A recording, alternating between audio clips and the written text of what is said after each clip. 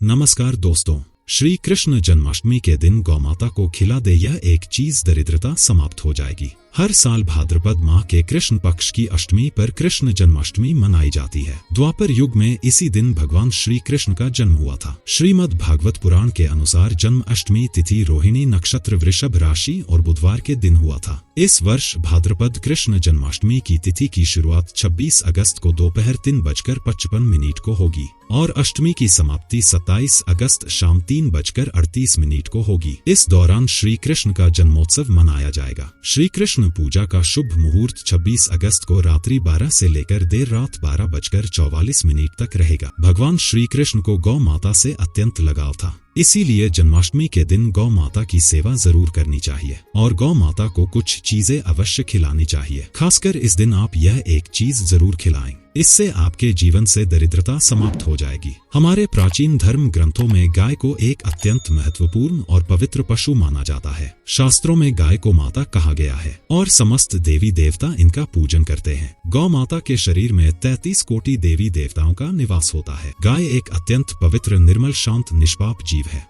ऋग्वेद में इसे संसार का पालन पोषण करने वाली कामधेनु माता कहा गया है। इसके दर्शन मात्र से मनुष्य के हजारों पाप नष्ट हो जाते हैं। इसीलिए कभी इस निष्पाप गौ माता पर अत्याचार नहीं करना चाहिए। गाय को कभी मारना नहीं चाहिए और कभी उन्हें कष्ट नहीं देना चाहिए। गाय को मारना शास्त्रों में सबसे बड़ा पाप माना गया है। भगवान श्री कृष्ण को गायों से विशेष लगाव था। उन्हें गौ माता बहुत अधिक प्रिय थी। श्री कृष्ण के अनुसार गायों की सेवा करना ही सर्वश्रेष्ठ धर्म है। इससे बड़ा पुण्य का कार्य इस संसार में दूसरा कोई नहीं। कलयुग की भविष्यवाणी करते हुए भगवान श्री कृष्ण कहते हैं कि कलयुग में जब धर्म का लोप हो जाएगा तब मनुष्य गाय की सेवा नहीं करेंगे। मनुष्य केवल दूध के लिए ही गाय को पालेगा। दूध के लिए वह गाय को बहुत कष्ट देगा, जिसके परिणाम स्वरूप कलयुग में पाप और अधर्म उसके चरम पर होगा। कलयुग के अंत का लक्षण बताते हुए श्री कृष्ण कहते हैं, जब संसार से गाय समाप्त हो जाएंगी तब कलयुग का अंत होगा। जो मनुष्य कलयुग में भी गाय की निस्वार्थ भाव से सेवा करेगा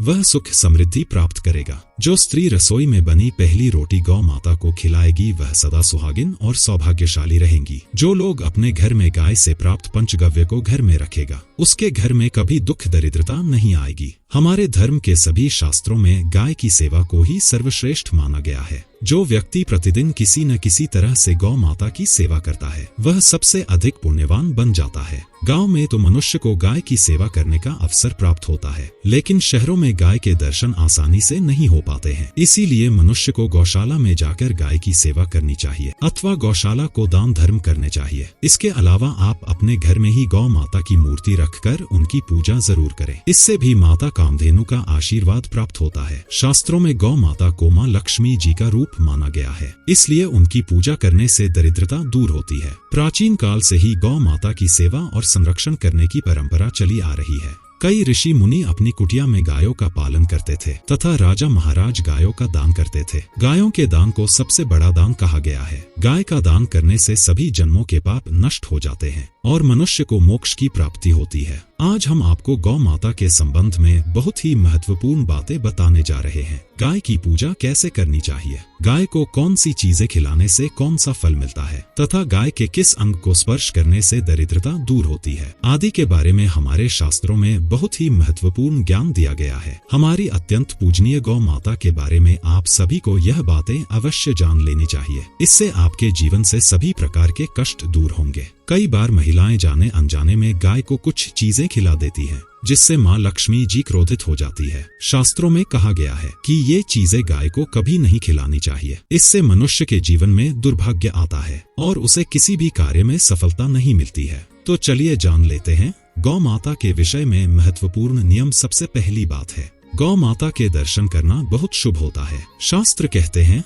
रोज सुबह गाय के दर्शन होने से पुण्य की प्राप्ति होती है और सुबह गोबर के दर्शन होने से लक्ष्मी की प्राप्ति होती है। अगर किसी महत्वपूर्ण कार्य के लिए जा रहे हैं और अचानक ही गौ माता आपके रास्ते में आ जाती है तो वह कार्य निश्चित ही सफल हो जाता है। किसी भी यात्रा पर निकलते समय अगर गौ माता के दर्शन हो जाए तो वह यात्रा सुखपूर्वक पूर्ण हो जाती है। ज्योतिष शास्त्र के अनुसार कुंडली में यदि पितृदोष होता है तो अन्य उपायों के साथ साथ गाय को प्रतिदिन रोटी और घास खिलाने से लाभ होता है और पितृदोष से मुक्ति मिलती है। इसी तरह कुंडली में यदि शनि की 7.5 या महादशा है तो हर शनिवार और अमावस्या को काले रंग की गाय को घास या रोटी खिलाएं और उसकी पूजा करें। इससे शनि दोष कम होता है। गौमूत्र यानी कि गाय का मूत्र बहुत ही उपयोगी, पवित्र और स्वास्थ्य की दृष्टि से अत्यंत हितकारी होता है। आध्यात्मिक दृष्टि से तो गौमूत्र का महत्व है और साथ ही वैज्ञानिक और स्वास्थ्य की दृष्टि से भी गौमूत्र के बहुत से लाभ बताए गए हैं। गौमूत्र में बहुत से खनिज पदार्थ और स्वास्थ्य वर्धक तत्व होते हैं जो हमारे शरीर की शुद्धता करते हैं और बहुत से रोगों से भी बचाते हैं। साथ ही गौमूत्र छिड़कने से वातावरण में शुद्धता और पवित्रता व्याप्त हो जाती है। इसीलिए हमारे शास्त्रों में शरीर को निरोगी रखने के लिए प्रतिदिन गौमूत्र का सेवन करने तथा घर में गौमूत्र छिड़कने के लिए कहा गया है। कुंडली में शुक्र ग्रह की स्थिति को मजबूत करने के लिए ज्योतिष शास्त्र के अनुसार सुबह के भोजन में सबसे पहली रोटी निकालकर एक सफेद गाय को खिलाना शुभ माना जाता है। अगर आपकी कुंडली में बुध ग्रह कमजोर है या आपको किसी कारण इसके दुष्प्रभाव झेलने पड़ रहे हैं तो हर बुधवार के दिन गाय को हरा चारा खिलाना शुरू कर दें। इससे बुध से जुड़े दुष्प्रभाव दूर होंगे और आपको तमाम समस्याओं का हल मिल जाएगा। अगर कुंडली में मंगल दोष है जिसके कारण आपके जीवन में कई तरह की परेशानियां हैं तो लाल रंग की गाय की सेवा करें। मंगलवार के दिन गाय का पूजन करें और उसे गुड़ और चने आदि खिलाएं। बृहस्पति ग्रह को जीवन के सभी मांगलिक कार्यों का कारक माना जाता है। ऐसे में अगर किसी व्यक्ति के जीवन में विवाह आदि मांगलिक कार्यों में विघ्न निर्माण हो रहे हैं तो उन लोगों को कुंडली में बृहस्पति ग्रह की स्थिति को मजबूत करने के लिए रोटी पर गुड़ और चने रखकर गाय को खिला देना चाहिए। इससे आपको शुभ परिणाम प्राप्त होते हैं। अगर घर में अशांति है, लड़ाई झगड़े होते रहते हैं तो घर में सुख शांति बनाए रखने के लिए घर के अंदर गाय के गोबर से बने उपले को जलाना चाहिए और उसका धुआं संपूर्ण घर में फैलाना चाहिए। इससे घर की नकारात्मक ऊर्जा नष्ट होती है और सकारात्मक ऊर्जा में वृद्धि होती है। गाय के दूध, दही, घी, गोबर और गौमूत्र से बनने वाले मिश्रण को पंचगव्य कहते हैं। पंचगव्य को पापनाशक कहा जाता है और हिंदुओं की एक धार्मिक विधि प्रायश्चित करने में इसका उपयोग किया जाता है। पंचगव्य को बनाने वाली सभी वस्तुएं अत्यंत उपयोगी होती हैं, जो स्वास्थ्य के लिए लाभदायक तो है, साथ ही औषधीय गुणों से भी भरपूर है। अगर आपके द्वार पर गौ माता आती है तो उसे बिना रोटी खिलाए जाने मत देना, नहीं तो आपको दुर्भाग्य का सामना करना पड़ेगा, क्योंकि जिसके द्वार से गाय बिना कुछ प्राप्त किए लौट जाती है उसके घर से लक्ष्मी जी भी चली जाती है। प्रत्येक स्त्री को प्रतिदिन गाय के लिए एक रोटी बनानी चाहिए और प्रेम से गौ माता को खिलानी चाहिए। इससे गौ माता का आशीर्वाद प्राप्त होता है और मन की इच्छाएं पूर्ण होती हैं। कुछ लोग गौ माता को बासी भोजन अथवा झूठा खिला देते हैं। इसे शास्त्रों में पाप माना गया है। आप किसी अन्य पशु को खिला सकते हैं लेकिन गाय को कभी झूठा नहीं खिलाना चाहिए। भूख लगने के कारण गौ माता उस अन्न को ग्रहण तो कर लेती है लेकिन इसका पाप उस व्यक्ति को लगता है जो गौ माता को ऐसा बासी भोजन खिलाता है। गाय एक शाकाहारी और पवित्र पशु है, इसीलिए गाय के भोजन में कभी मांस, अंडे आदि चीजें नहीं डालनी चाहिए। ऐसा करने से महापाप लगता है। आप रोटी पर सफेद मक्खन, नमक और घी लगाकर गौ माता को खिला दे। गाय के भोजन में कभी मांस, अंडे आदि चीजें नहीं डालनी चाहिए। ऐसा करने से महापाप लगता है। यदि आपकी कुंडली में चंद्र दोष है और जिसके कारण लगातार परेशानी उठानी पड़ रही है तो आप ये एक उपाय जरूर करें। शनि दोष है तो आटे में थोड़े काले तिल मिलाकर रोटी बनाकर गौमाता को खिला दे, इससे शनि दोष समाप्त होता है। मंगल दोष को दूर करने के लिए रोटी पर हल्दी लगाकर गाय को खिलाना चाहिए। अगर घर में धन की समस्या है तो गुरुवार के दिन गाय को केले का फल खिलाना चाहिए, इससे दरिद्रता दूर होती है। गौ माता के पीठ पर एक उभरा हुआ कुबड़ होता है, उस कुबड़ में सूर्य केतु नाड़ी होती है। जब भी आपके द्वार पर गौ माता पधारे आप इस कुबड़ को एक बार जरूर स्पर्श करें। इससे आपके जीवन से सभी दुखों का अंत होगा और धन संपत्ति की प्राप्ति होगी। शास्त्रों में कहा गया है, जो मनुष्य तन मन धन से गौ माता की सेवा करता है वह मृत्यु के बाद वैतरणी नदी को गौ माता की पूंछ पड़कर पर कर लेता है। उस व्यक्ति की अकाल मृत्यु नहीं होती है और उसे मोक्ष की प्राप्ति होती है। जिस व्यक्ति के भाग्य की रेखा सोई हुई है, अगर वह व्यक्ति अपनी हथेली पर गुड़ रखकर गौ माता की जीभ से चटाता है तो उसकी सोई हुई भाग्य रेखा खुल जाती है और उसका दुर्भाग्य सौभाग्य में परिवर्तित हो जाता है। इस प्रकार से आप सभी गौ माता की सेवा जरूर करें। उम्मीद है आपको यह जानकारी अच्छी लगी होगी। वीडियो को लाइक जरूर करें। धन्यवाद।